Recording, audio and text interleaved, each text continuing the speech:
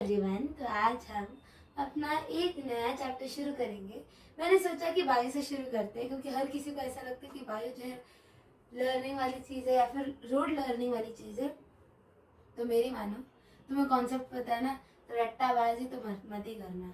ये जो चैप्टर है हमारा life process, it is very very simple. अगर तुम इसे पार्ट्स में डिवाइड करो ना, तो लिटरली ये तुम्हारे लिए बहुत सिंपल चैप्टर है। तो लाइफ प्रोसेस से शुरू करते हैं।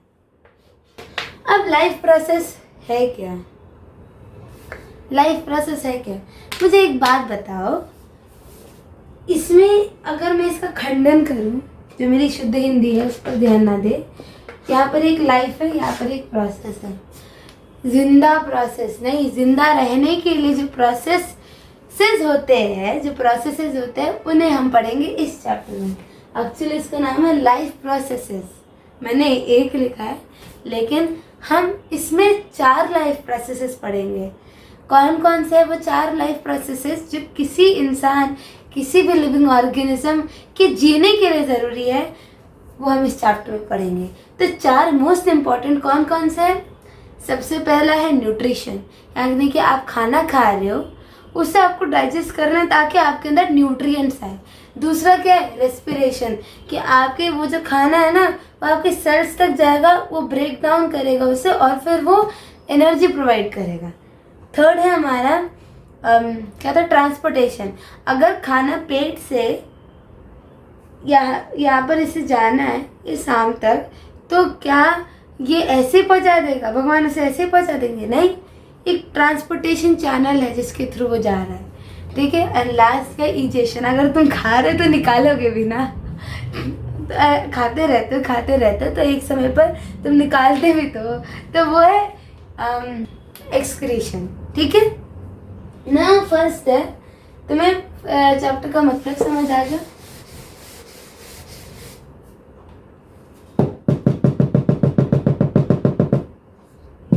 चैप्टर का मतलब समझ आ गया? Then it is very good. देखो यहाँ पर ना जो भी फालतू की चीज़ें लिखी है, ये पूरे चैप्टर में की इंट्रोडक्शन है। एक्चुअली में ये जो पूरा लिखा है, अब देखो यहाँ पर एक इम्पॉर्टेंट चीज़ दी है कि किसी लिविंग ऑर्गेनिज्म के लिए एक इम्पॉर्टेंट लाइफ प्रोसेस क्या है? मूवमेंट। ठीक है। अगर अमीबा भी है ना, तो उसके अंदर इंटरनल मूवमेंट्स होगी जो कि उसे जिंदा रखना है। आपकी खुद की बॉडी है, देखो तो ब्लड एक जगह से दूसरी जगह जा रहा है। यहाँ की लाइट को प्लीज फोकस मत करना। एक जगह से दूसरी जगह जा रहा है ना, तो वो क्या है? मूवमेंट, पार्टिकल्स की मूवमेंट हो रही है। तो किसी भी ऑर्गेनिज्म के अंदर या बाहर, सराउंडिंग के अंदर ही अंदर, इंटरनली या एक्सटर्नली अगर वो मूव कर रहा है, देन क्या है? वो क्या है? एक लिविंग बॉडी, एक लिविंग ऑर्गेनिज्म। लेकिन अगर कोई नहीं कर रहा है तो वो लिविंग नहीं है। लेकिन उसका एक एक्सेप्शन क्या है? वायरस, जो कि दूसरे की, अपने होस्ट ऑर्गेनिज्म की बॉडी के अंदर ही आकर वो जिंदा हो पाता है। इतनी बात समझ आई? So let's start. अब पहला लाइफ प्रोसेस क्या है हमारा? न्यूट्रिशन। न्यूट्रिशन में सबसे पहले हम प्लांट्स का देखेंगे, फिर एनिमल्स का देखेंगे। प्लांट्स में क्या होता है? मैंने तो तुम लोगों के लिए जो मटेरियल मैं यूज़ करती हूँ ना, वो सारी खोल रखी है। ये लक्ष्मीर की बुक, एक्चुअली मैं उससे पढ़ती हूँ।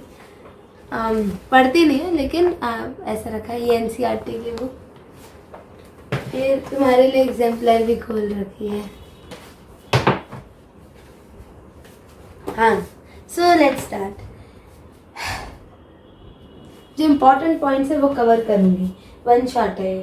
ठीक है। लाइफ प्रोसेस में सबसे पहली बात, ग्लाइकोजन के फॉर्म में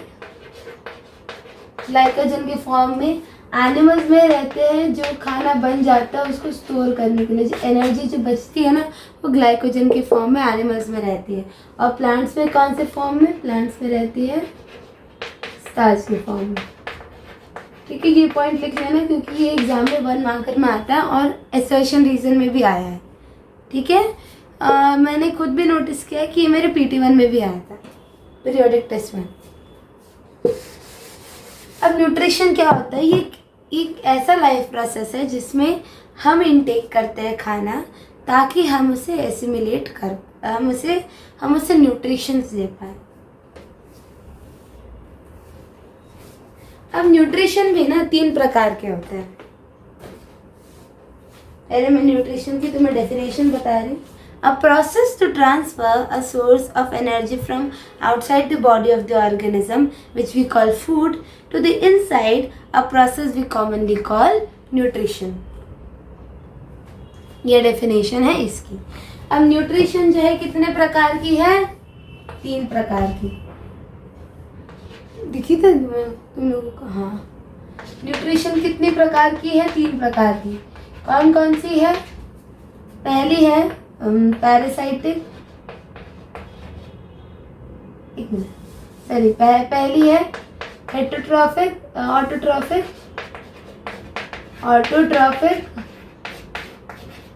और दूसरी है हेटरोट्रॉफिक।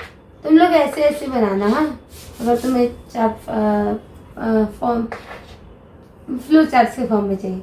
हेटरोट्रॉफ, ठीक है, अच्छे से बनाना, अपने अंडरस्टैंडिंग के लिए बनाना। मेरे पास जगह कम है क्योंकि मैं पीछे नहीं हो सकती, इसलिए मैं ऐसे बना रही हूँ। हेटरोट्रॉफ्स अब फिर 3 पार्ट्स में डिवाइडेड है। कौन कौन सा? पैरासाइटिक, सेप्रोफाइटिक और होलोजोइक। पैरासाइटिक, याद करो मेरे साथ, पैरासाइटिक,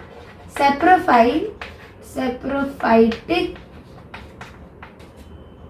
नहीं, सेप्रोफाइटिक क्या बोल रहे? Saprotrophic, sorry. दूसरा है सेप्रोट्रॉफिक और थर्ड है होलोजोइक। ठीक है, ये तीनों है। तुम्हें दिख भी रहा है?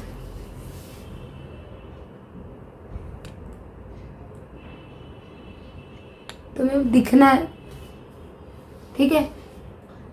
पहला है ऑटोट्रॉफिक। ऑटो यानी कि खुद, ऑटोमेटिकली जो शब्द है उससे देखो, ऑटो यानी कि वो ऑर्गेनिज्म जो खुद का खाना खुद से बनाते हैं। वो ये लोग जो है अपना खाना खुद, वो ऑर्गेनिजम्स जो अपना खाना खुद बनाते हैं। जैसे कौन कौन? जैसे प्लांट्स अपना खाना खुद बनाते हैं ना। वो रॉ मटेरियल्स लेते हैं, जैसे सनलाइट, वाटर, ठीक है, उन्हें लेते हैं CO2, फिर उनको कंबाइन करके अपने लिए ग्लूकोज बनाते हैं। वही ग्लूकोज जो रेस्पिरेशन के लिए यूज होता है ना। तो ये हो गया ऑटोट्रॉफिक। इसमें क्या आ गया? प्लांट्स और ब्लू ग्रीन एल्गी, ठीक है, ये दोनों लिख लेना। बैक्टीरियाज भी आते हैं बहुत सारे।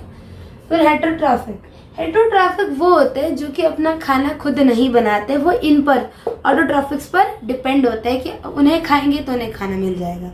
जैसे कि हम इंसान, जैसे कि पैरासाइट्स में जैसे लीस, जैसे कि शेर। समझ आया बात? तो ये भी ना हेटरोट्रॉफिक्स भी 3 प्रकार के होते हैं। पहले होते हैं पैरासाइटिक, दूसरे होते हैं सेप्रोट्रॉफिक और तीसरे होते हैं होलोजोइक। पैरासाइटिक कौन? जो कि होस्ट ऑर्गेनिज्म, यानी कि अगर कोई ऑर्गेनिज्म है, ठीक है, कोई एनिमल है, वो किसी और से खाना ले रहा है, डायरेक्टली उसकी बॉडी से न्यूट्रिशन सक कर रहा है, ठीक है, बिना उसे मारे सक कर रहा है, न्यूट्रिशन ले रहा है। और अगर न्यूट्रिशन ले रहा है तो मुझे हार्म तो होगा ना, मुझे तो हार्म होगा। तो वो हार्म करता है मेरी बॉडी को, लेकिन मुझे मारता नहीं है और न्यूट्रिशन देता है। तो वो कौन है? पैरासाइटिक, ठीक है। अब दूसरा है सेप्रोट्रॉफिक, यानी कि वो ऑर्गेनिजम्स जो कि डेड और डिकेइंग मटेरियल पर, डेड और डिकेइंग ऑर्गेनिजम्स पर डिपेंड होते हैं कि उनसे खाना लेंगे। जैसे मशरूम्स, ये हमारा मशरूम है, मान लो ना यार, मेरी ड्राइंग अच्छी है ही नहीं, ठीक है। इसके सामने कोई डेड, मान लेते एक डेड प्लांट है, तो ये क्या करेगा ना, ये क्या करेगा, इसमें से सिक्रेट करेगा कुछ केमिकल्स, ठीक है, कुछ एंजाइम सिक्रेट करेगा। ये जो एंजाइम्स है ना, ये इसको डाइजेस्ट कर देगा पूरा, और ये जो है फिर इसे कंज्यूम कर लेगा। सेप्रोट्रॉफिक यानी कि वो ऑर्गेनिजम्स जो कि क्या करते हैं, डेड और डिकिंग ऑर्गेनिजम्स से अपनी न्यूट्रिशन लेते हैं, उन्हें क्या कहेंगे? सेप्रोट्रॉफिक। और लास्ट हो गया हमारे होलोजोइक। होलोजोइक कौन होगा? जैसे कि हम इंसान हम क्या करते हैं, पूरा पूरा खाना चबाते हैं, खाते हैं, पहले मुंह के अंदर लेते हैं, इंजेस्ट करते हैं, पेट के अंदर जाता है, डाइजेस्ट होता है वो स्मॉल इंटेस्टाइन में, एसिमिलेशन होता है, एब्जॉर्प्शन होता है न्यूट्रिशन का, फिर हम इजेस्ट कर देते हैं यानी कि निकाल देते हैं थ्रू एनस।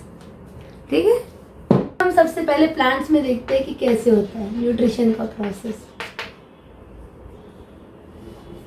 मैं आप लोगों को, चलो मैं आपसे ही बोलती हूँ बात, आप लोगों से मैं पहले ही बात बोल देती हूँ कि ये 5.1 एक्टिविटी और 5.2 ये मैं इसमें तो नहीं करवाऊंगी, करवा देती हूँ। इसके मैं इंपॉर्टेंट क्वेश्चंस बता देती हूँ।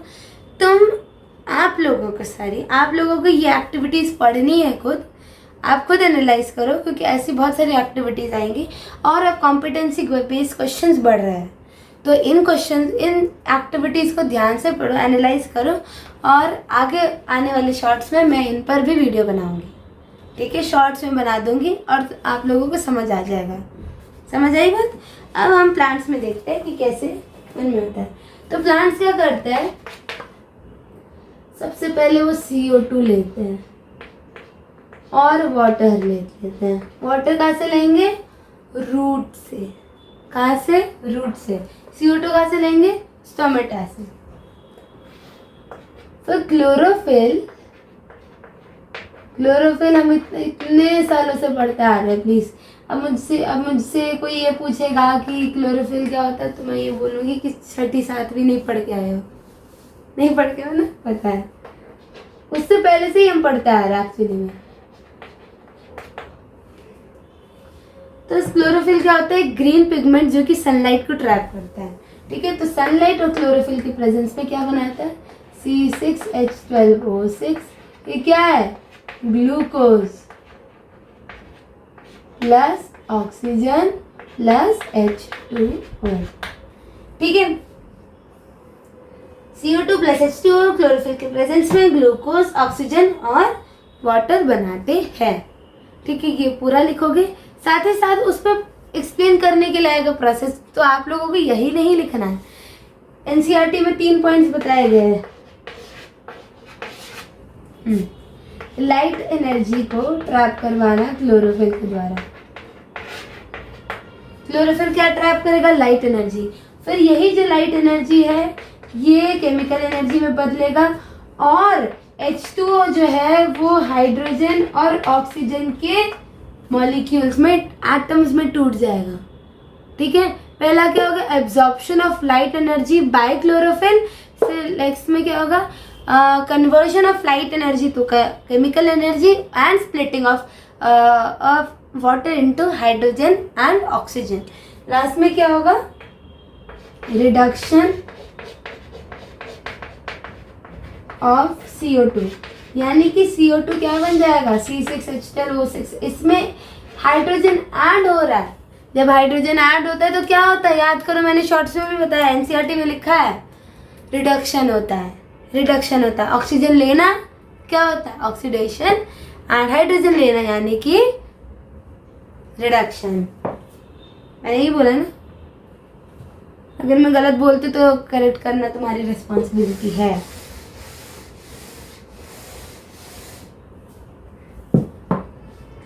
अब ना 5.1 को आप लोग 5.1 एक्टिविटी को अच्छे से पढ़ो। सबसे पहले इसमें पूछा जाएगा कि वेरीगेटेड लीव्स क्या है। वेरीगेटेड लीव्स यानी कि ऐसे कोई लीव ले लो, कोई भी लीव, स्पेशली क्रॉटन के होते हैं, और क्रॉटन एक प्लांट होता है, और मनी प्लांट आप लोगों ने देखा होगा, ऐसे होता है ना, ऐसे होता है ना। तो यहाँ पर आप लोगों ने देखा होगा कि धब्बे धब्बे होते हैं, तो ये होता है वेरीगेटेड लीव्स। धब्बे धब्बे यानी कि यहाँ पर तो पूरा ग्रीन ग्रीन होगा, लेकिन कुछ कुछ जगह पर वो येलो येलो कलर के होते हैं, यानी कि वहाँ पर क्लोरोफिल नहीं होता है। ठीक है, तो यहाँ पर एक्चुअली हमने ये वेरीगेटेड लीव्स, इन्हें वेरीगेटेड लीव्स कहते हैं। इन्हें क्यों लिया है? ताकि जब हम टेस्टिंग करें तो हमें ये पता चले कि क्लोरोफिल ज़रूरी होता है, एसेंशियल होता है। किसके लिए? फोटोसिंथेसिस के लिए। मैंने जब आपको प्रोसेस बताया तो याद ही होगा कि उसे हम क्या कहेंगे? फोटोसिंथेसिस। ठीक है, मैं बताना भूल गई थी। Photosynthesis is the process of, मुझे पता 6 में क्या पढ़ा था, कमेंट बॉक्स में डालना, ठीक है, मुझे याद है।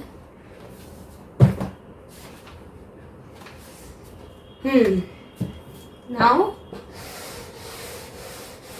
हाँ, तो नेक्स्ट क्वेश्चन जो उसमें उस एक्टिविटी में से क्या बनेगा कि हमने वेरीगेटेड लीव्स क्यों लिया है, ताकि हम ये प्रूव कर पाए कि कुछ कुछ जगह पर जहाँ पर येलोइश कलर है वहाँ पर फोटोसिंथेसिस नहीं हुआ है। क्यों नहीं हुआ है? क्योंकि वहाँ पर क्लोरोफिल प्रेजेंट नहीं है। हमने जो लीव्स है उसे बॉईल क्यों किया है वाटर में बॉईल क्यों किया है? ताकि हम सेल वॉल को ब्रेक कर पाए। और अल्कोहल में क्यों डाला है? ताकि उसमें से क्लोरोफिल निकल पाए। अब ये जो तुमने आप लोगों ने 5.2 एक्टिविटी देखी है, तो इसमें से एक इम्पॉर्टेंट क्वेश्चन जो कि हमेशा आता है आपके एक्टिविटी, एक एक्सपेरिमेंट में भी होगा, ठीक है। हमने पोटेशियम हाइड्रोक्साइड लिया है। पोटेशियम हाइड्रोक्साइड कैसा होगा? ऐसा, KOH, पोटेशियम हाइड्रोक्साइड। इसे हमने क्यों लिया है? क्योंकि ये CO2 को एब्जॉर्ब करता है। CO2 एब्जॉर्प्शन में हेल्प करता है, यानी कि CO2 को एब्जॉर्ब कर लेता है। इसमें हमें क्या प्रूव करना है कि CO2 के बिना फोटोसिंथेसिस इम्पॉसिबल है।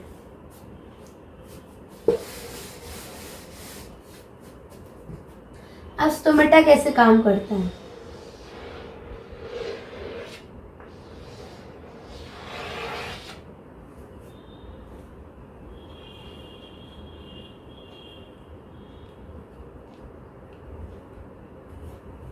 क्या उन्होंने किया, बलून जो जब फुस था ना तो ऐसे थे, और जैसे बलून में तुमने फूंक मारा ऐसे हो गया। क्या हो गया? खुल गया। ये ऐसे बंद थे खुल गया, ठीक है। तो यहाँ पर भी स्टोमेटा के साथ भी वही हो रहा है। स्टोमेटा जब बंद था ना ऐसे था जिसमें से गैप कम है, क्योंकि इसमें बिल्कुल पानी नहीं है। तो क्या होता है, आयंस के ट्रेवल्स के थ्रू, आयन जब ट्रैवल करते तो यहाँ पर पानी भर जाता है ऑस्मोसिस के थ्रू, ठीक है। और इसकी वजह से क्या हो जाता है, ये लोग फूल जाते हैं। ये जो है स्टोमेटा है, ये जो खाली पोर्शन है इसे स्टोमेटा कहते हैं, स्टोमेटा। और ये जो किडनी लाइक स्ट्रक्चर है, बीन लाइक स्ट्रक्चर है, इन्हें हम क्या कहते हैं? Guard cells. क्या कहते हैं? Guard cells. यहाँ पर ये क्वेश्चन आएगा कि गार्ड सेल्स का काम क्या है, या फिर गार्ड सेल्स जो है वो ऑक्सीजन या CO2 कैसे इनटेक एक्सहेल करते हैं, ठीक है। अब प्लांट जो है सिर्फ उनको वाटर कहाँ से मिलता है?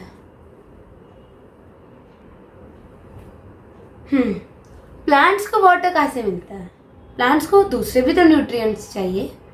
हमने राइजोबियम के बारे में पढ़ा था ना 8th क्लास में, और 9th में भी पढ़ा था इम्प्रूवमेंट वाले चैप्टर में, ठीक है। अगर किसी ने नहीं पढ़ा है 8th 9th, सारी मेरी गलती नहीं है। तो राइजोबियम, उससे हम नाइट्रोजन लेते हैं, पर कैसे लेते हैं? थ्रू रूट्स के थ्रू हम पानी अंदर लेते हैं, आयंस अंदर लेते हैं, न्यूट्रिशंस अंदर लेते हैं, ठीक है। अंदर लेते हैं, मज़ा आ रहा है, अंदर लेते हैं ना, और प्लांट्स उसे कंज्यूम करते हैं, ठीक है। नाइट्रोजन का हम नाइट्राइट्स और नाइट्रेट्स की फॉर्म में लेते हैं अंदर। अब आता है हेटेरोट्रॉफिक न्यूट्रिशन। मैंने आप लोगों को हेटेरोट्रॉफिक बता दिया था कि ऑटोट्रॉफिक होता है, हेटेरोट्रॉफिक होता है, एक्सप्लेन कर दिया था। अब मैं होलोजोइक को अलग से एक्सप्लेन करूँगी। पैरासाइटिक समझ आ गया, वो आ गया होगा सेप्रोट्रॉफिक, ठीक है। अब होलोजोइक के लिए, सॉरी वहाँ पर लाइन नहीं खींचे, तो अलग से पेज में जाओ और वहाँ पर अमीबा का एक क्वेश्चन लिखो कि what is the difference between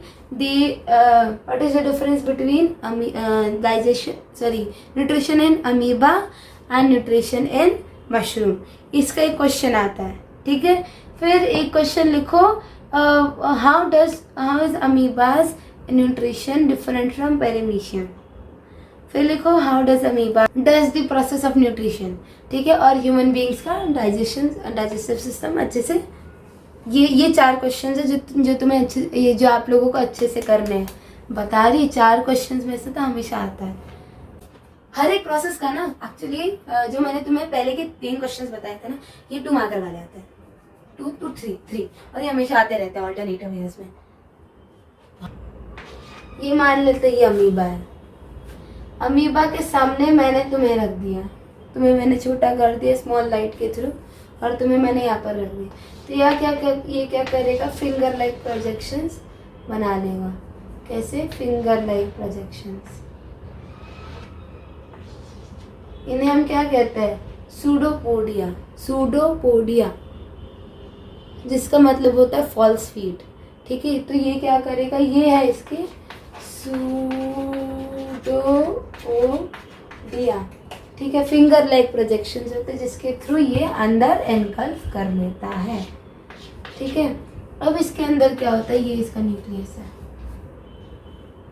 अब इसके अंदर क्या होगा, इसके अंदर ये खाना है, यहाँ पर फूड साइटोप्लाज्म से यहाँ पर फिर एक फूड वैक्यूल जनरेट होगा।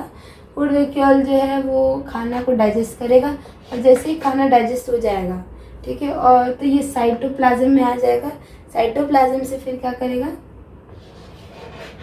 साइटोप्लाज्म जो है इसको बाहर फेंक देगा खाने को। सिंपल। खाना सामने आया, सूडोपोडिया बना, सूडोपोडिया या फिर फूड वैक्यूल बना, फूड वैक्यूल से फिर साइटोप्लाज्म, साइटोप्लाज्म से बाहर निकल गया, ठीक है। अब ये है अमीबा। अरे देखो, आई एम रियली वेरी बसी। यहाँ पर मेरे लोशन वगैरह, ऑयल वगैरह दोनों रखे हैं। मैं लोशन लगाती तो नहीं हूँ। हाँ, तो ये देखो अमीबा है। तो यहाँ पर जो पैरामीशियम होता है ना, इसके पास इसका एक फिक्स शेप होता है, साइज होता है, फिक्स शेप और साइज होता है, ठीक है। तो इसलिए इन दोनों में फ़र्क ये पड़ता है कि ये जो है इसका एक स्पेसिफिक स्पॉट होता है जहाँ से खाना अंदर आ सकता है। लेकिन यहाँ से ये कहीं भी, यहाँ से भी ये बना सकता है फॉल्स फीट, यहाँ से भी बना सकता है, यहाँ से भी बना सकता है, कहीं से भी बना सकता है। लेकिन पैरामीशियम ऐसा नहीं कर सकता है। एक स्पेसिफिक स्पॉट है जहाँ से ये खाना जो है अंदर आ सकता है। तो यहाँ पर जो सीलिया प्रेजेंट है, ये हेयर लाइक स्ट्रक्चर्स है जो कि इस खाने को मूव कराते रहता है, ताकि ये यहाँ पर चले जाए। अंडरस्टूड? अब ना मैं आती हूँ ह्यूमन डाइजेस्टिव सिस्टम। अब देखो, ह्यूमन डाइजेस्टिव सिस्टम बनाना मुझे पता है बहुत मुश्किल होता है हम सभी बच्चों के लिए। तो फिर मैं तुम्हें बताऊंगी, आप लोगों को बताऊंगी कि बनाना कैसे है। बहुत सिंपल तरीका है। सबसे पहले शुरू करो इसका ऐसे ऐसे ऐसे ऐसे ऐसे बनाना। तुम्हें आप लोगों को क्या करना है, एक ऐसे बनाना है, नाक ट्रायंगल, ऐसे ट्रायंगल, ऐसे। आया बात समझ में? फिर से दिखाओ, मेरे साथ प्रैक्टिस करो और घर जाकर इसकी प्रैक्टिस करना। ऐसे किया, ऐसे एक नाक बनाई ट्रायंगल जैसी, ऐसे एक ट्रायंगल और बनाओगे, एक सेमी सर्कल, अरे एक ऐसे आया। नेक्स्ट ऐसे ओवल बना दोगे। कोई फर्क नहीं पड़ता तुम्हारा डायग्राम कैसा दिखता है, फर्क नहीं पड़ता, लेकिन वो समझ में आना चाहिए। ऐसे बना दिया। देखो, नीट बनाओगे तो टीचर नंबर दे देंगे। उन्हें पता है कि हर किसी की ड्राइंग अच्छी नहीं होती है, लेकिन अगर तुम नीट बनाओगे तो नंबर जरूर देंगे। फिर क्या करना है, एक ऐसे एक माउथ बनाना है, और यहाँ से क्या बनाना है, मैं थोड़ा नाक बड़ा बना देती हूँ। नाक से क्या आएगी,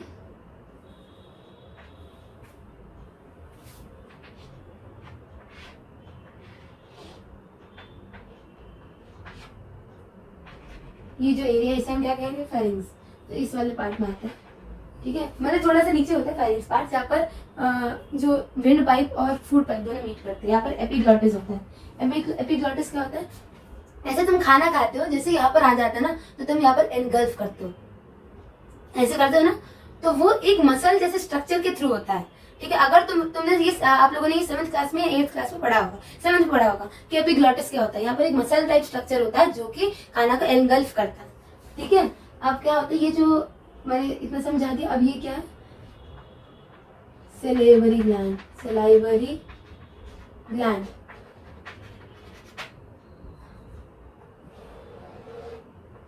ऐसे एक स्ट्रेट लाइन बना, स्ट्रेट लाइन बना दी। अब क्या करो, यहाँ से एक ऐसे क्वेश्चन मार्क बनाओ, इसे ऐसे एक्सटेंड करो, ऐसे बना दिया, फिर ऐसे ऐसे ऐसे बना दो, थोड़ा कम कर देता हूँ, हाँ बन गया इतना। अब यहाँ पर एक लीवर बना लो, एक ऐसा ट्रायंगुलर लाइक स्ट्रक्चर बना दो। कोई नहीं, अगर यहाँ पर बहुत ज्यादा, मैंने थोड़ा ऊपर बना दिया, ठीक है, पास बना दो, बन गया। ठीक है, अब यहाँ से एक गॉल ब्लैडर जाएगा, ऐसे बना दो, ऐसा कुछ, ऐसा कोई स्ट्रक्चर बना दो। ठीक है, तुम्हें दिख जाए बस, ये बहुत बड़ी बात है।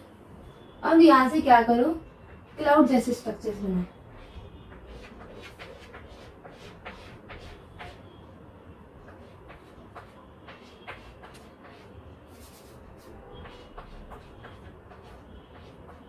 क्लाउड जैसे स्ट्रक्चर्स बन गए, अंदर की तरफ भी क्लाउड जैसे स्ट्रक्चर्स बनाओ,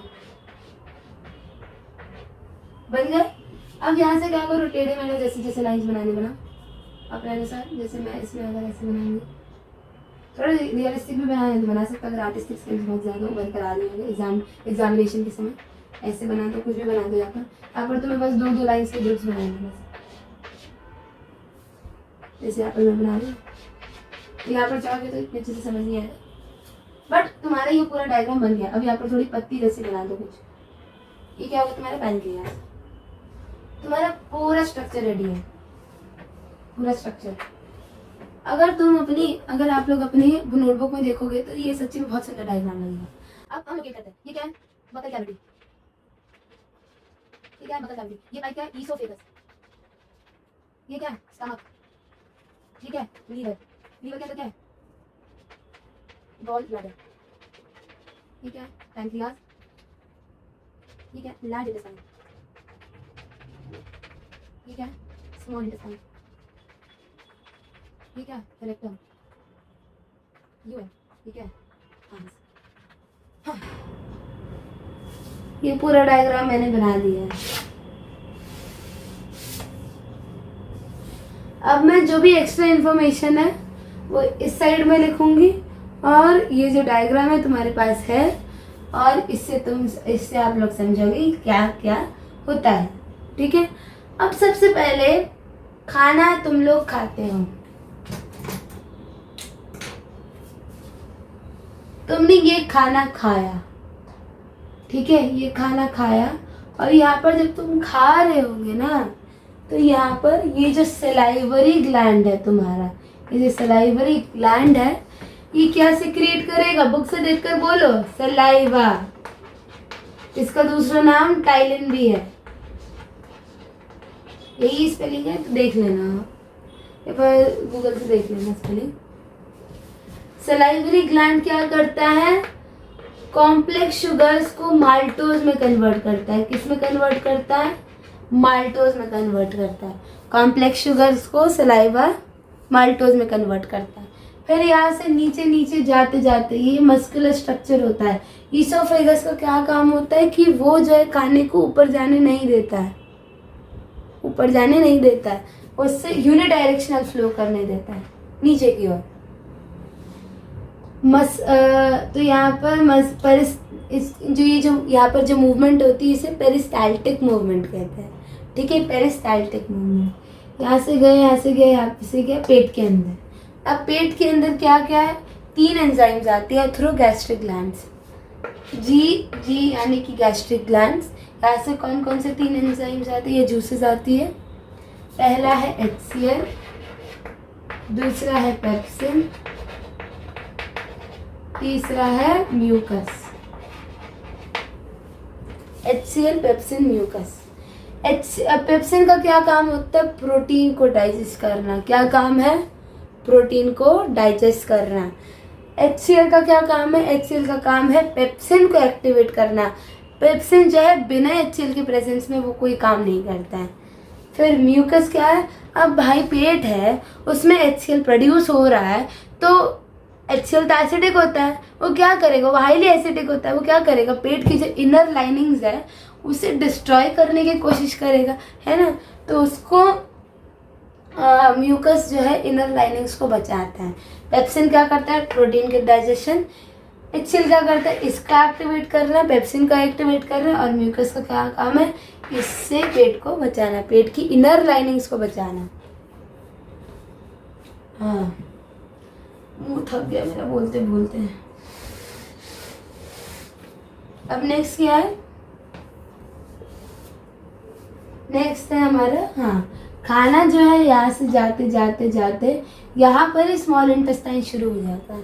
देखो यहाँ पर ना, अगर कोई बोल दे कि ये कौन सा एरिया है, तो तुम लिख दे, तो आप लोग लिख सकते हो कि ये स्मॉल इंटेस्टाइन है। यहाँ से शुरू हो जाते, देखो यहाँ से स्मॉल इंटेस्टाइन शुरू हो जाता है, तो प्लीज़ कंफ्यूज मत होना। फिर यहाँ से यहाँ पर स्मॉल इंटेस्टाइन में 3 एंजाइम्स, पैनक्रियास से 3 एंजाइम्स निकलता है। पहला है पैनक्रियाटिक एमाइलेज, मैं लिख देती हूँ।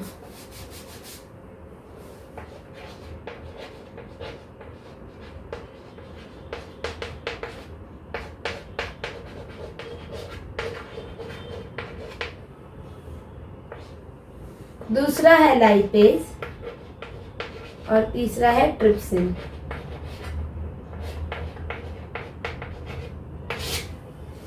पहला पैनक्रियाटिक अमाइलेज, दूसरा लाइपेज और तीसरा ट्रिप्सिन। पैनक्रियाटिक अमाइलेज जो माल्टोज जो मुंह में डाइजेस्ट होकर बना था ना, उसे फिर वो ग्लूकोज में कन्वर्ट करता है, ठीक है।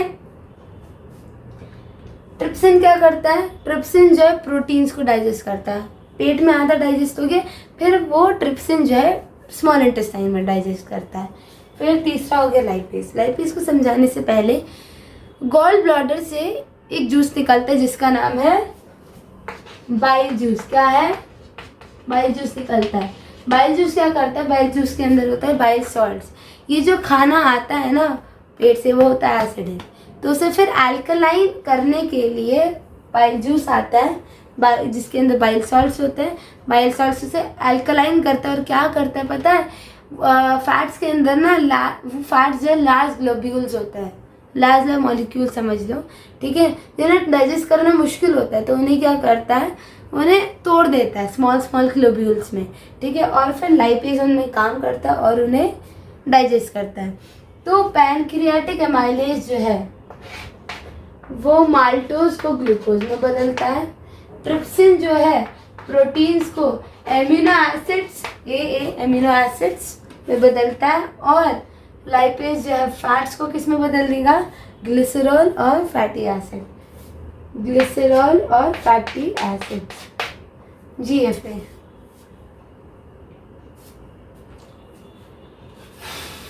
फिर से रिवाइज करें, अच्छा सॉरी रिवाइज नहीं करना है। फिर यहाँ से जो है खाना, यहाँ पर ना विलाई लाइक स्ट्रक्चर होते हैं, सॉरी फिंगर लाइक प्रोजेक्शंस होते हैं, जिन्हें हम कहते हैं विलाई। इनके पास बहुत सारे ब्लड वेसल्स होते हैं जो कि खाना जो डाइजेस्ट हुआ है, जो न्यूट्रिशंस निकले हैं, वहाँ से फिर क्या करेगा, न्यूट्रिशंस एब्जॉर्ब करके वो दूसरे बॉडी पार्ट्स में भेज देता है। तो विलाई जो है वो सरफेस एरिया बढ़ा देता है। विलाई कैसे स्ट्रक्चर होता है, ऐसे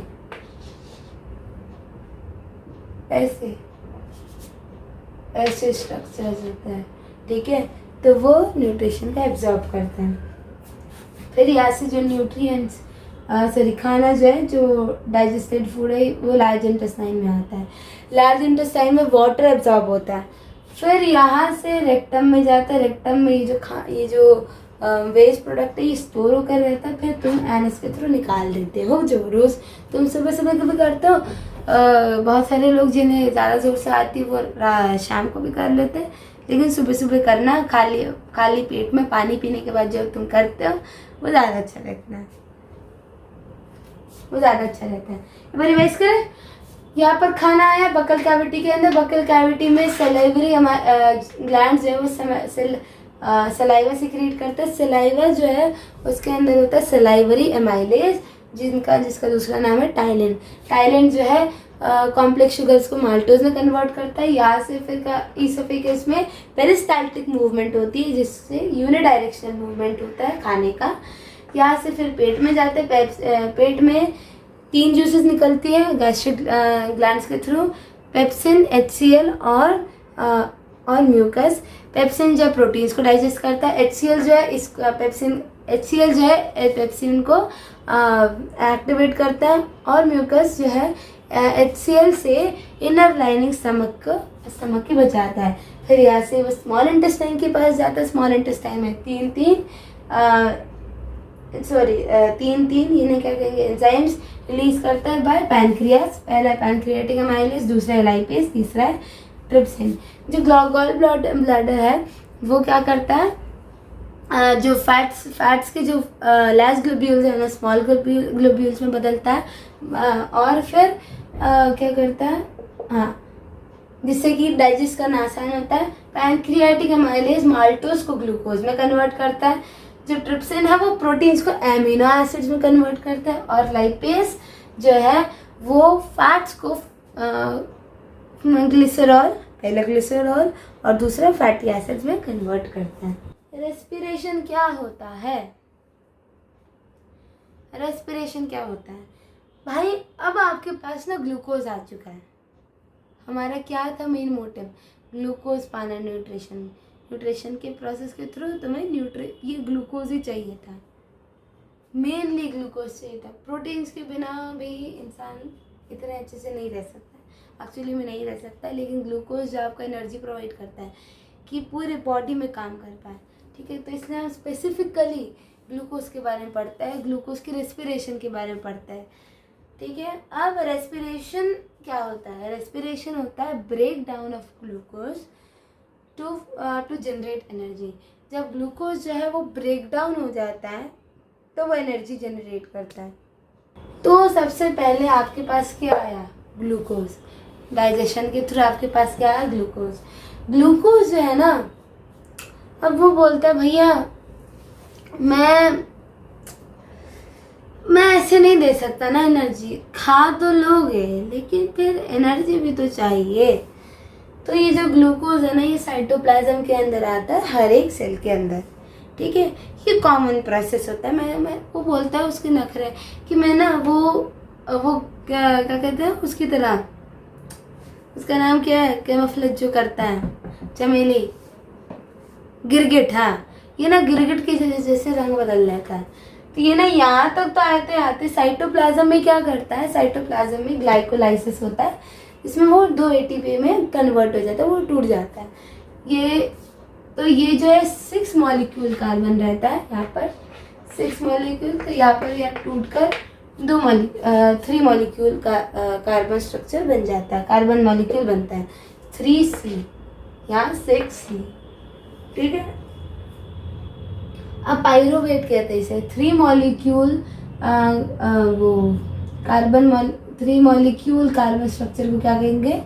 पाइरोवेट, ठीक है। अब ये जो पाइरोवेट है ये गिरगिट की तरह रंग बदलता है माइटोकॉन्ड्रिया के अंदर, मसल सेल्स के अंदर, हम इंसानों की, और यीस्ट के अंदर, ठीक है। अब क्या माइटोकॉन्ड्रिया में क्या करते हैं, सिंपल से अपनी प्रोसेस दोहराता है कि ये जो है 36 ATP एनर्जी आपको प्रोवाइड करेगा, CO2 देगा और H2 देगा। ये हमने 7th में भी पढ़ा है। CO2 देगा, H2 देगा, 36 ATP है। अब यीस्ट के अंदर क्या बोलता है, देखो मैं ना तुम्हें अल्कोहल दे देता हूँ, इथेनॉल, ठीक है। फिर CO2 यानी कि कार्बन डाइऑक्साइड दे देता हूँ, और 2 ATP एनर्जी का। फिर नेक्स्ट है आपका मसल सेल्स। मसल सेल्स के अंदर लैक्टिक एसिड होता है। सॉरी, मसल सेल्स में जब हम ना ज़्यादा एक्सरसाइज करते हैं, जैसे कि अगर किसी के अंदर ये चुल मच जाती है कि वो जो आज एक्सरसाइज करेगा, वो डंबल उठाएगा, वो बस बॉडी शॉडी बना लेगा, तो ना उस दिन क्या होता है, उसके सेल्स के अंदर ना कुछ ज़्यादा एक्सरसाइज हो जाती है, तो सेल्स उन्हें जल्दी जल्दी बनानी होती है एनर्जी, बहुत जल्दी जल्दी बनानी होती है एनर्जी। तो क्या होता है, सेल्स जो है वो जल्दी जल्दी बनाना चाहते हैं, तो क्या करते हैं, उस जल्दी जल्दी में वो ऑक्सीजन की इनटेक कम हो जाती है, तो ऑक्सीजन नहीं रहता है ना, ये जो है ऑक्सीजन की प्रेजेंस में होता है, ये दोनों ऑक्सीजन के एब्सेंस में रहता है, इसलिए क्या होता है कि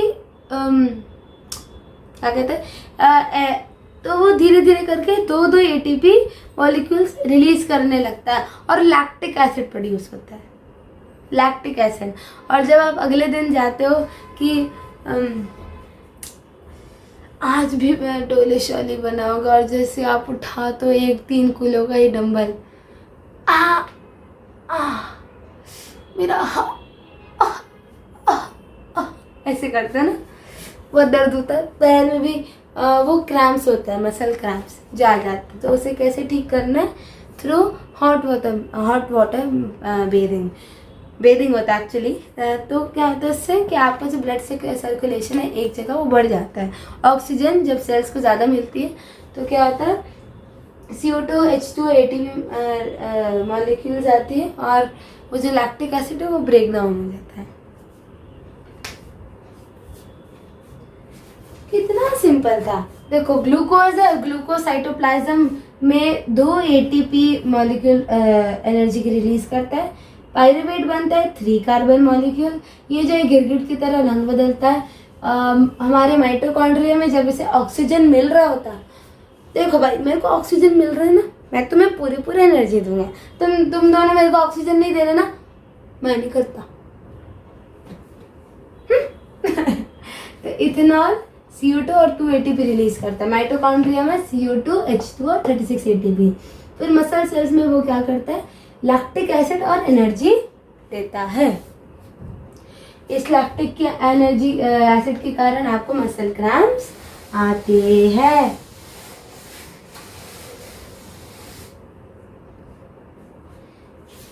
अब यहाँ पर ना एक इम्पोर्टेंट क्वेश्चन बनता है, ये तो बहुत इम्पोर्टेंट क्वेश्चन था। अब इसके साथ 2 नंबर का एक बहुत इम्पोर्टेंट क्वेश्चन है जो हमेशा बनता आ रहा है, बहुत बार बनता आ रहा है, 1 मार्कर से 2 मार्कर, कि फिशेस जो है वो इंसानों के या टेरेस्ट्रियल ही बोलते हैं ना, हाँ टेरेस्ट्रियल एनिमल्स के मुकाबले वो ज़्यादा फास्टर क्यों ब्रीथ करते हैं। अब पानी के अंदर ऑक्सीजन की डिफ्यूजन कम रहती है, ऑक्सीजन जो डिफ्यूज्ड होता है वाटर के अंदर वो कम रहता है। जैसे यहाँ पर मैं हूँ, सांस ले रही हूँ, निकाल दिया मैंने, तो मेरे पास सफिशिएंट अमाउंट में ऑक्सीजन आ रहा है, लेकिन पानी के अंदर वही डिफ्यूजन ऑक्सीजन का कम रहता है। क्या होता है इसकी वजह से, तो वो जो है फिशेस जो है ना वो फास्टर ब्रीथ करते रहती है, कपालभाति करती, तो ये फास्ट ब्रीदिंग करते ताकि उसके पास धीरे धीरे करके ज़्यादा ऑक्सीजन मिले, उतना ही मिले जितना हमें मिलता है। समझ आई बात। अब आता है हमारा, यहाँ पर देखो तो यहाँ से नाक से जो है नाक से हवा आएगी अंदर, यहाँ से फिर पहले फेरिंग्स में जाएगी, फिर लेरिंग्स में। फेरिंग्स क्या होती है, फूड पाइप और नेज़ल पैसेज। यहाँ पर नेज़ल पैसेज होता है, नेज़ल कैविटी, वहाँ से फिर जो नेज़ल कैविटी पाइप और आपका फूड पाइप का जो कॉमन पॉइंट होता है उसे हम कहते हैं फेरिंग्स। यहाँ से फिर लेरिंग्स में जाएगा, लेरिंग्स से फिर विंड पाइप में क्या होता है, ट्रैकिया के क्वेश्चन आते हैं कि ट्रैकिया क्यों प्रेजेंट होती है, ताकि वो कोलैप्स अगर एयर पास नहीं कर रही तो उस जो विंड पाइपर से कोलैप्स करने ना दे, यही उसका काम है। ठीक है, फिर यहाँ से फिर क्या कहा जाएंगे, ब्रोंक्यूल्स में, ब्रोंक्यूल से फिर ब्रोंकाई में, ब्रोंकाई से फिर एल्वेलाई में।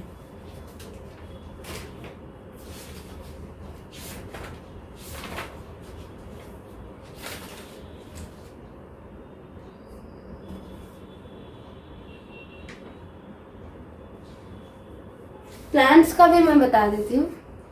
प्लांट्स में जब रात के समय क्या होता है कि जब CO2 जब फोटोसिंथेसिस नहीं होता है तो उस समय CO2 को एलिमिनेट करना ये मेजर प्रोसेस होता है। सॉरी मम्मी आ गई थी।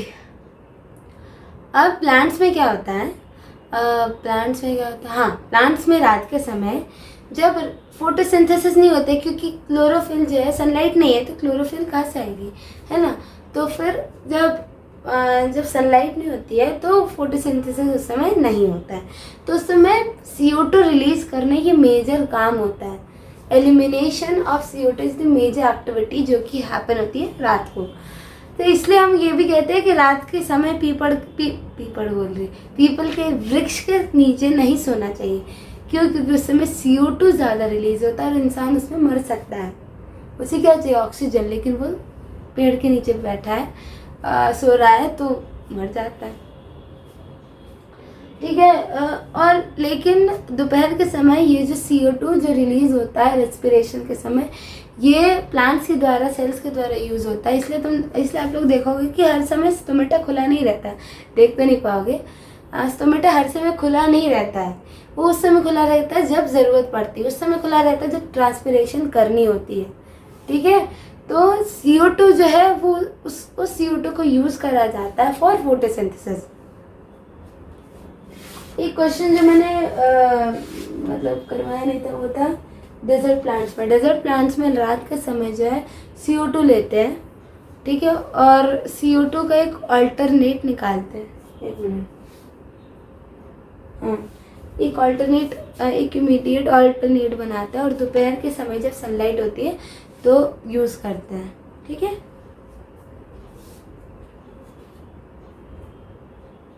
पता है ऐसा क्यों हो रहा है? क्योंकि दोपहर के समय अगर दिमाग लगाओगे तो दोपहर के समय अगर स्टोमेटा खुल जाएगा तो ट्रांसपिरेशन होगा, और डेजर्ट प्लांट्स को चाहिए कम ट्रांसपिरेशन चाहिए, इसलिए रात के समय वो खोलते हैं और CO2 लेते हैं।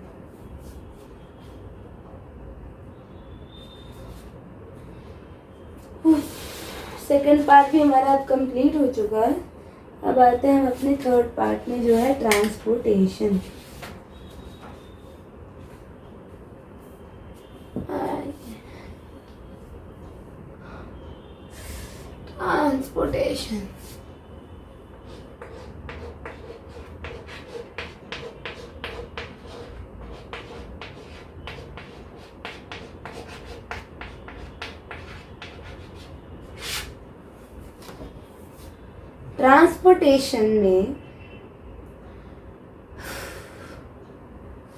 ट्रांसपोर्ट में सबसे मेजर काम कौन करता है और ट्रांसपोर्टेशन किसके द्वारा किया जाता है?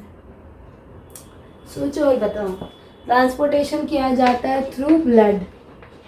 किया जाता है कि नहीं? ब्लड को कौन ट्रांसपोर्ट कर रहा होता है? हार्ट और ब्लड वेसल्स। ब्लड वेसल्स और हार्ट, है ना। अब सबसे पहले ब्लड का कॉम्पोजिशन से पहले हम हार्ट की कॉम्पोजिशन देखते हैं। ठीक है, वो ब्लड का पहले है, लेकिन मैं पहले हार्ट के बारे में बात करना चाहूँगी। तो अब देखो, ये मैंने अच्छे से डायग्राम बना दिया, और आप लोग ऐसा ही डायग्राम, मतलब पी भी नहीं लिखोगे, पल्मोनरी वेन लिखोगे, पल्मोनरी आर्टरी लिखोगे, लेफ्ट एट्रियम, लेफ्ट वेंट्रिकल लिखोगे। ठीक है। अब यहाँ से लंग से, अब समझो, लंग से आती है ऑक्सीजनेटेड ब्लड पल्मोनरी वेन के थ्रू। किसके थ्रू? पल्मोनरी वेन के थ्रू आती है ऑक्सीजनेटेड ब्लड, डीऑक्सीजनेटेड ब्लड। यहाँ से आती है ऑक्सीजनेटेड ब्लड, कहाँ तक? लेफ्ट एट्रियम में। लेफ्ट एट्रियम से फिर लेफ्ट वेंट्रिकल में जाती है। कहाँ जाती है? लेफ्ट वेंट्रिकल से फिर आर्टरीज जो है वो ऑर्गन्स के पास भेजती है, जहाँ पर कैपिलरीज होती है। यहाँ से ऑर्गन्स के थ्रू राइट एट्रियम में जाती है डीऑक्सीजनेटेड ब्लड, और फिर राइट एट्रियम से राइट वेंट्रिकल, और राइट वेंट्रिकल से पल्मोनरी आर्टरी के थ्रू लंग्स में जाती है डीऑक्सीजनेटेड ब्लड। फिर से लंग से आती है oxygenated blood through pulmonary vein, फिर लेफ्ट एट्रियम से जाती है लेफ्ट वेंट्रिकल, फिर लेफ्ट वेंट्रिकल से ऑक्सीजनेटेड ब्लड आर्टरीज के थ्रू कहाँ जाएगी? ऑर्गन्स में। ऑर्गन्स फिर डीऑक्सीजनेटेड ब्लड वेन्स के थ्रू राइट एट्रियम में भेजेंगे, फिर राइट वेंट्रिकल, फिर डीऑक्सीजनेटेड ब्लड पल्मोनरी आर्टरीज के थ्रू लंग्स में जाएंगे। एक क्वेश्चन नोट करो, what is the difference between arteries, veins and capillaries.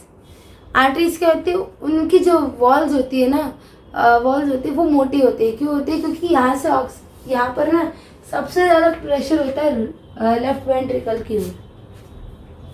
Left ventricle सबसे ज़्यादा प्रेशर प्रोवाइड करता है। क्यों? क्योंकि उसे पूरी बॉडी में सर से लेकर पैर तक पूरा ऑक्सीजनेटेड ब्लड प्रोवाइड करना होता है।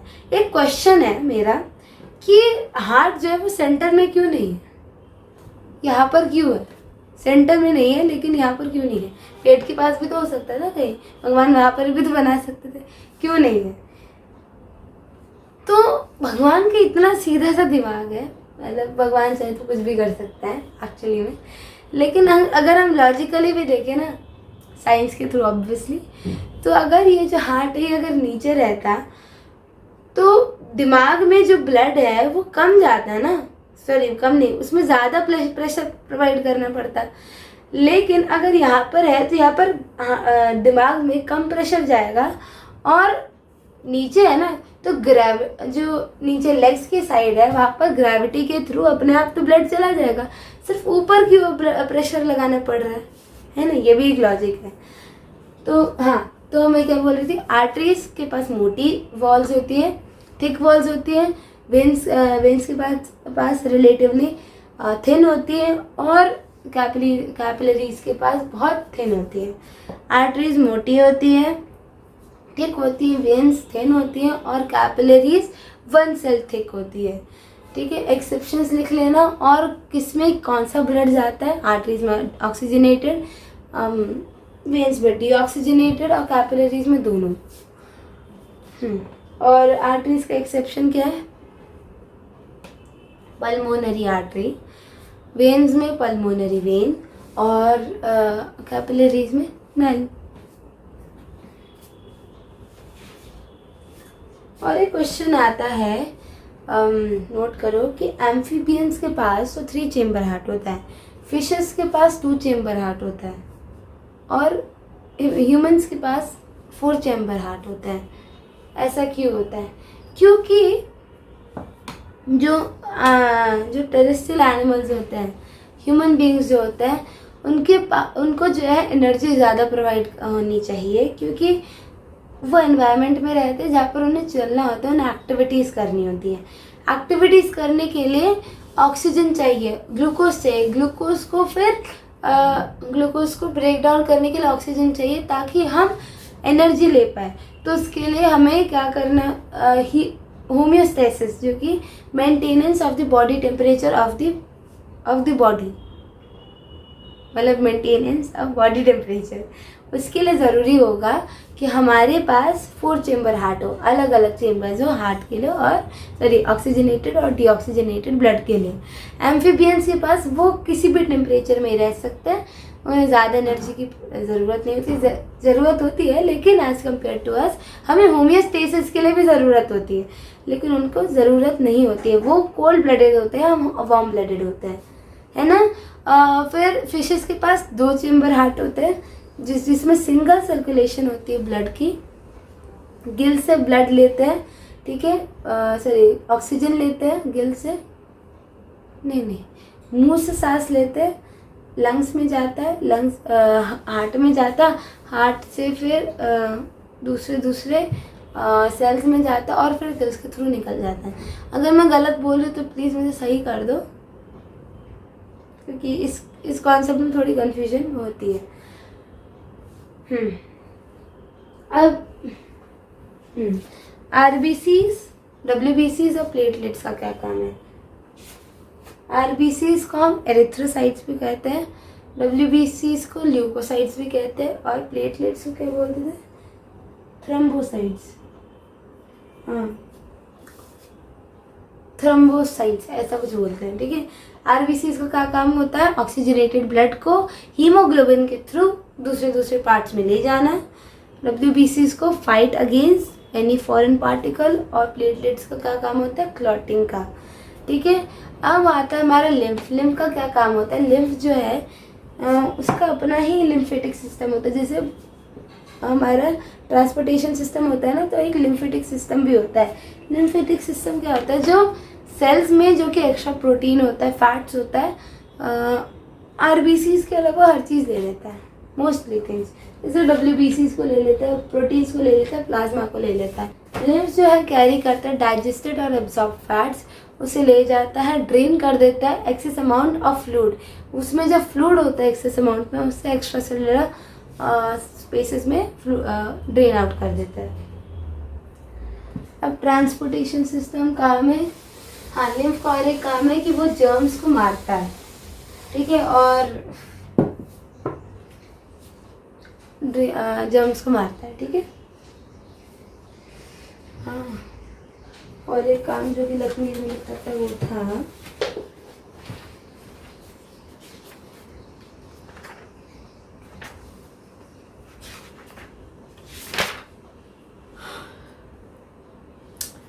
ये ना डेड, हाँ लिम्फ का और एक काम है कि वो डेड सेल्स के जो फ्रेगमेंट्स है उसे भी निकाल देता है बॉडी के अंदर से। ये 3 काम थे जो मैंने बता दी। एक एनसीईआरटी की बुक के अंदर है, एक है जर्म सेल्स को मारना, और तीसरा है जो भी डेड सेल्स के फ्रेगमेंट्स है उन्हें रिमूव करना बॉडी के अंदर से। अब प्लांट्स के अंदर देखते हैं। प्लांट्स के अंदर 2 तरीके के हो सकते हैं, एक जाइलम के थ्रू, एक फ्लोएम के थ्रू। एक जाइलम और एक फ्लोएम। जाइलम क्या ट्रांसपोर्ट करता है? वाटर। फ्लोएम क्या करता है? फूड। ये दोनों कैसे करता है ये भी हम देखते हैं।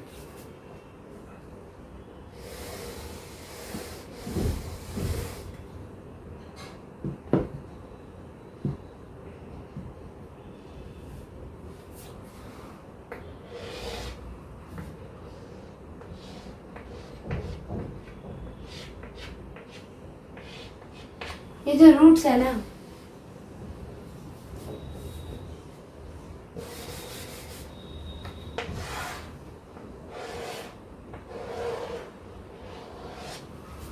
अगर मान लेते हैं ये थोड़ा मोटा तो नहीं होता इतना, लेकिन ये अगर रूट का एक पार्ट है तो ये क्या करेगा? ये क्या करता है? आयंस को ले लेता है, आयंस को अंदर ले लेता है। अब क्या होता है? आयंस के लेने की वजह से यहाँ पर ना तो डिफरेंस क्रिएट हो जाता है किसका? कॉन्सेंट्रेशन का, पानी का। कॉन्सेंट्रेशन आयंस और पानी का वो डिफरेंट हो जाता है। इसकी वजह से उसको सेम करने के लिए, कॉन्सेंट्रेशन सेम करने के लिए जो हमने सीखा था क्लास 9th में, वो ऑस्मोसिस, इसमें अगर डिफरेंस क्रिएट हो जाता है कॉन्सेंट्रेशन में तो क्या होता है? पानी एक जगह से दूसरी जगह ट्रैवल करता है। तो ये यहाँ पर भी वही होता है, पानी जो है वो अंदर आ जाता है, मूव इन कर जाता है किसके अंदर? रूट्स के अंदर, ठीक है। ये होता है रूट प्रेशर के थ्रू। और जब लीव्स में ऐसे मान लो ये लीव है,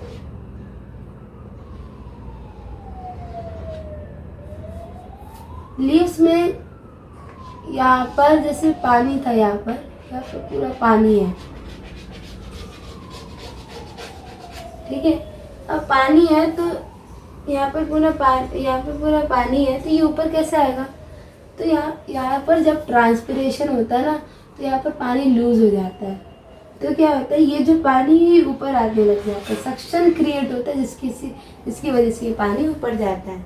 यहाँ पर क्या हो रहा है? रूट्स में आयंस अंदर जा रहे हैं जिसकी वजह से कॉन्सेंट्रेशन जो डिफरेंट हो रहा है, इसलिए पानी जो है ले लेता है रूट, ठीक है। अब ट्रांसपिरेशन के थ्रू क्या होता है? ट्रांसपिरेशन में यहाँ पर एक गैप हो जाता है जिसकी वजह से एक सक्शन क्रिएट होता है, सक्शन के थ्रू जो है पानी ऊपर जाता है।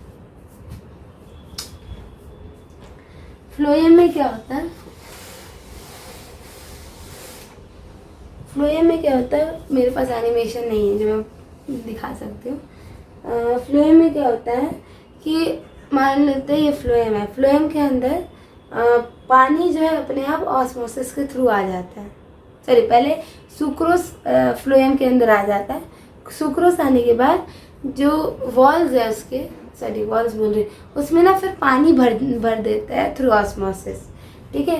पानी के प्रेशर के कारण वो जो एक जगह से दूसरी जगह ट्रांसलोकेट करता है फ्लोएम, फ्लोएम जो खाने को ट्रांसलोकेट करता है।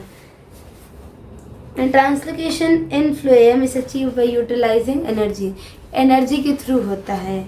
Material like sucrose is transferred into phloem tissue using energy from ATP. This increases the osmotic pressure of the tissue, causing water to move into it. The pressure moves the material in the phloem to tissue which have less pressure. This allows the phloem to move material according to the plant's need. For example, in the spring, sugar stored in root or stem tissue would be transported to the buds which need energy to grow.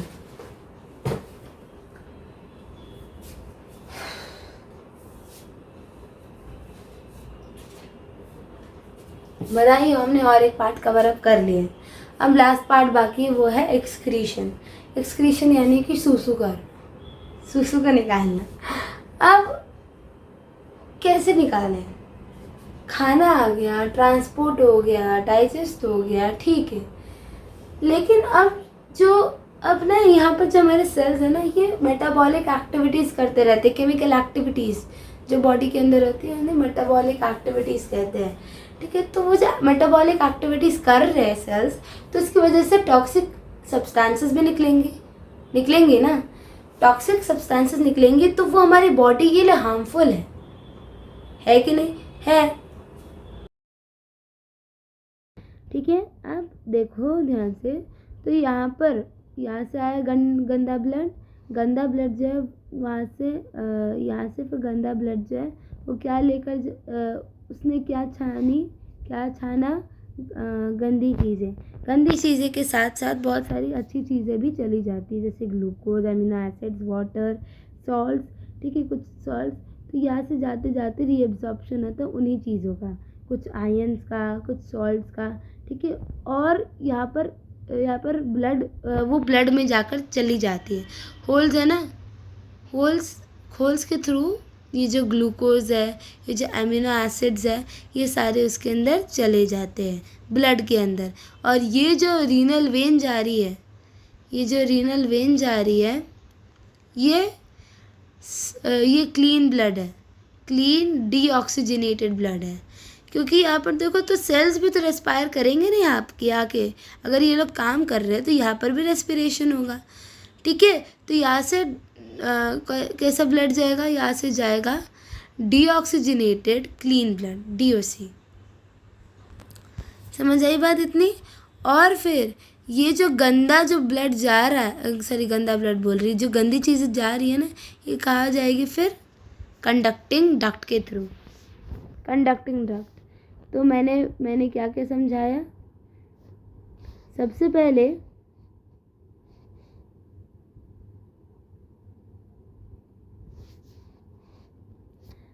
पहले renal artery के through oxygenated clean dirty blood गया, oxygenated clean blood, OCB, ठीक है। फिर यहाँ से फिर कहाँ गया? यहाँ पर क्या हो गया? यहाँ पर हो रहा है रीअब्जॉर्प्शन में क्या हो रहा है? यहाँ पर जो भी रिक्वायर्ड मटेरियल्स जैसे कि एमिनो एसिड्स, ग्लूकोज, सॉल्ट्स जो कि ज़रूरत थी, वो ब्लड में वापस जाकर रीअब्जॉर्ब हो जाता है। फिर बाद में सिलेक्टिवली ढाला भी जाता है जो गंदी चीज़ है, ब्लड से गंदी चीज़ें ढालती भी है। और फिर रीनल आर्टरी के थ्रू, ये जो हमारी रीनल वेन के थ्रू जो है डीऑक्सीजनेटेड क्लीन ब्लड जाता है, और यहाँ से क्या जाएगा? गंदी चीज़ें चली जाएगी। ये जो नेफ्रॉन है उसमें से नेफ्रॉन में से गंदी चीज़ें जाएंगी। आई बात समझ में? देखो अब रीनल आर्टरी ये हर्ट है, ऐसे रीनल आर्टरी के थ्रू यहाँ पर ऑक्सीजनेटेड डर्टी ब्लड आएगा। फिर किडनी में नेफ्रॉन्स है जो कि क्लीन करेंगे उस ब्लड को, ठीक है। और वो जो फिल्टर हुआ जो गंदी चीज़ है वो यहाँ से फिर कहाँ जाएगी? Urinary bladder. यूरिनरी ब्लैडर में स्टोर होकर रहेगा, और जब अर्जेंसी हो जाएगी, ये जब भर जाएगा तो ब्रेन जब ऑर्डर देगा तब जाकर यूरेथ्रा से पास हो जाएगा यूरिन। ठीक है। अब प्लांट्स में अलग अलग मेथड्स के थ्रू एक्सक्रीशन होता है। पहला होता है थ्रू ट्रांसपिरेशन, और ट्रांसपिरेशन होता है, और एक CO2 का एलिमिनेशन। तीसरा होता है वैस्कुलर टिश्यूज़ में, जाइलम वैस्कुलर टिश्यूज़ में वो स्टोर होकर रह जाता है। फिर चौथा होता है रॉटन लीव्स जो है उसमें जो एक्सक्रीटरी प्रोडक्ट्स होते हैं उसे उसमें स्टोर हो जाता है, और वो जब गिर जाता है तो एलिमिनेट हो जाता है। पांचवा होता है जाइलम में रेजन्स और गम्स में के फॉर्म में रहता है, ठीक है। और फिर लास्ट होता है जब सेल के अंदर जो वैक्यूल्स होता है उनके अंदर स्टोर होकर रहता है। बात समझ आ गई? बस यही था हमारा चैप्टर, जो कि ख़त्म हो चुका है। एट लास्ट मैं बोल के थक चुकी हूँ। मुझे बहुत खुशी हो रही है कि हो गया चैप्टर। सो हरे कृष्णा। ध्यान से इस चैप्टर को अच्छे से पढ़ना, क्योंकि ये जो बायो में बहुत इम्पॉर्टेंट रोल प्ले करता है, ये इसका बहुत ज़्यादा वेटेज होता है।